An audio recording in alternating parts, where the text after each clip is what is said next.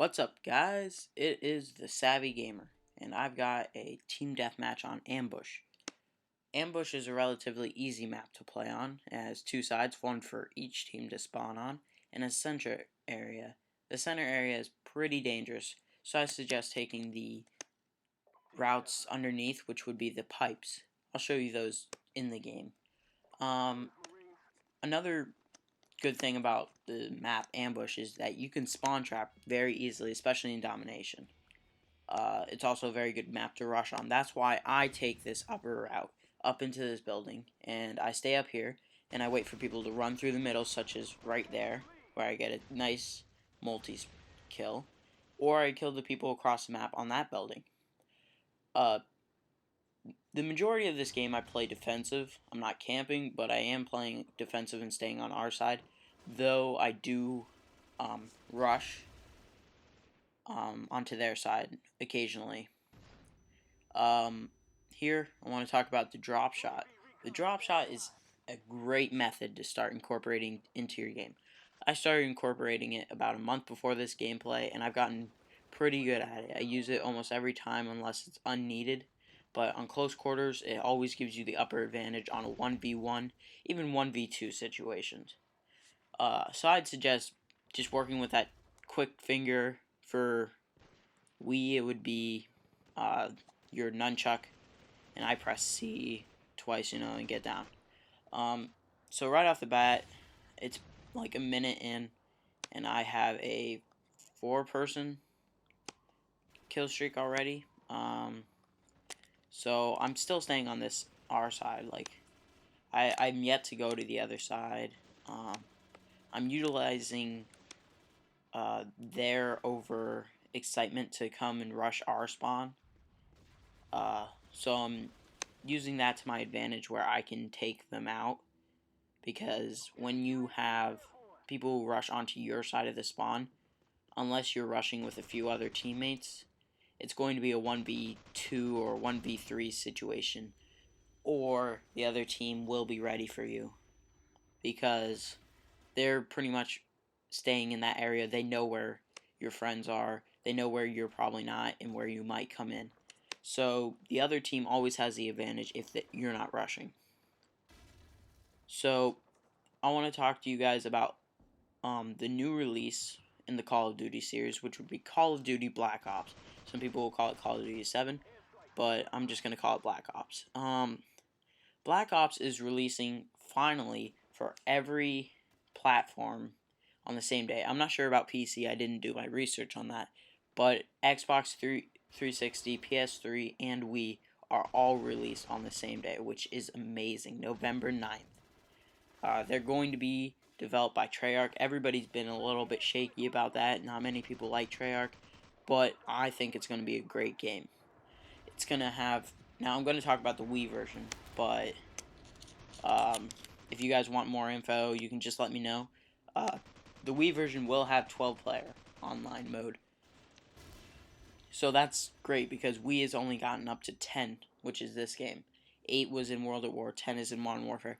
Now, finally, we got 12-player, which will make the game a lot better. The other, our version will have an online co-op mode, so split screen 2-player. So finally, we'll be able to play with a friend at our house. The other versions will have 4-player co-op. So they'll have 4-person split screen, which is great for the other platforms. But it's also great for Wii that we finally get split screen.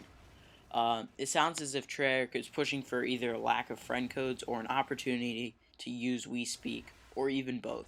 Now, I think that the friend codes are a great idea, but if they're developing on it where you can add people like you do in Xbox, people you don't know, or people you meet online, that would be great. I'd love to see that. And also the chance to use Wii Speak, that would just make it an overall better gaming experience. You can talk to your teammates, it'll just be a lot funner.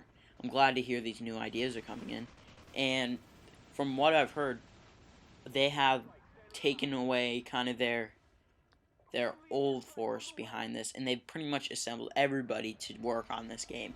And new interesting ideas are coming in, better customization, just an overall better experience.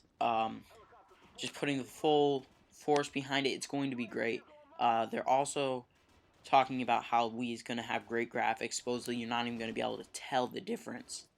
And like I said, it releases November 9th. I'm pre-ordering it. I don't know about you guys, but you can. Now I'm going to get back a little to the gameplay. You saw that I rushed over to that side of the spawn. Well, that was a little bit after, or when I was at least one kill away from helicopter, which is always what you want to do. I get a little bit careless once I get my helicopter, because I'm not really a fan of using my helicopter to get a large streak, because once you die, you can use your helicopter to earn you a new streak, like what I just did. That's just my version of how Modern Warfare 2 has all those great kill streaks that just help you go 25-0. Well, this will help you go 25-1. I just believe that it's a good way to, a good tactic to use. You kind of have to use it to get pretty good gameplay. And also, I always pick up a secondary weapon, because unlike in Modern Warfare 2, the first one only has normal pistols, not really strong. I'm not the best. The second best pistol is the USP. The first best is the Desert Eagle. I don't have the Desert Eagle unlocked yet, so I am using the USP for because and silence, because that's a good way if you see a claymore and you want to kill it. So just shoot it from behind or shoot it in front of it. But I don't like using that normal, so I always try and pick up a secondary weapon. Here I get a little over anxious after my helicopter is gone, and I use my helicopter, and I don't even start a new kill streak, but that's fine.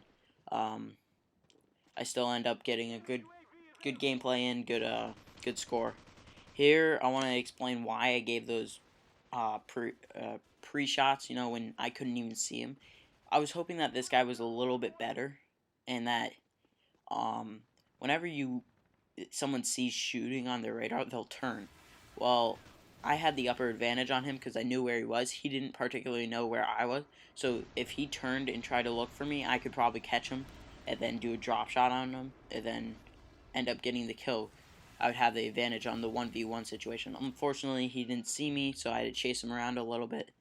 You always got to be thinking when you're playing. That's what I do. I always think of what I'm going to do next. Unfortunately, I get killed by a camper. You can't really... I go back and kill him. He's sitting in the same spot for at least a minute or two. That's not really a fun way to play. From what I hear, that's all Modern Warfare 2 is, which I'm glad I'm not going through that, but now people have gotten, they're just sitting, like this guy, he's sitting behind the dumpster, waiting for someone to go by. There was a guy back there where I was about to throw my grenade. He was sitting back there, but he died. But I mean, still, you always, like here, I used the drop shot to my advantage. He probably should have gotten the kill on me, but he was shooting poorly. Here's the example I'm talking about. The guy was still camping from when he killed me. Still sitting there. Now, a good thing to incorporate, what you should learn from this video, is to play defensive. That's all I can say. Just play defensive. Because you're not going to be able to go out and rush and get a game like this. Because this game's so unpredictable. You've got noob tubes, you've got grenades, and you've just got people with overpowered guns like the P90 or the SAW or something like that, or the M60. You always have to be careful because something unpredictable might happen where you can't even, or a camper, like I ran past there, I was running away. The guy was camping, I got killed. Otherwise, I would have been alive. Well, sometimes you just have to play defensive, you have to play smart, and that's how you're going to come up with games like these. That's probably my best set of advice I'd give you guys right now. Because though rushing is a good tactic, I like doing it. I always go gun-ho when I start. Sometimes you just have to slow down and just stay back and let people come to you. That's sometimes just a smarter method. I think I forgot to talk to you about my perk and class setup. My class is called the MLG Tryhard class. And a lot of you might know what that is. For me, it is the best gun that's going to get you the most kills, and the best perks that will help you get the most kills. Well, for me, at the time of this video, my best gun was the AK-47 with red dot sight, and my best perks were Bandolier, stopping power and steady aim, Bandolier to give me uh, more magazines and more shots, stopping power to get the job done quicker, and steady aim for hip firing. I ended the game with a 43 and 5, which is a little over 8 to 1 kill to death. Like to thank you guys for watching, comment, and let me know what you think. Peace.